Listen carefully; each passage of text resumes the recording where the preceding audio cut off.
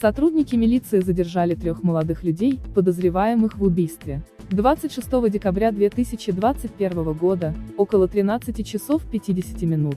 Заранее договорившись, 4 молодых людей в возрасте 18 и 19 лет, жители города Пенджикент вступили в конфликт с 3 местными жителями в возрасте 17, 21, 23 лет и нанесли им несколько ножевых ранений по разным частям тела. В результате 3 молодых людей, получив смертельные, ножевые ранения, погибли на месте инцидента.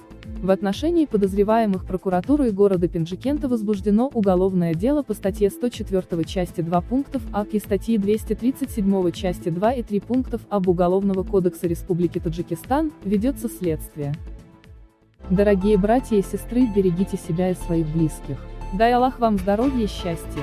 Подпишите на канал, поделиться видео с друзьями. Пожалуйста, не забывайте лайк и комментарии. Чтобы сделать этот канал еще более интересным, приглашайте своих друзей.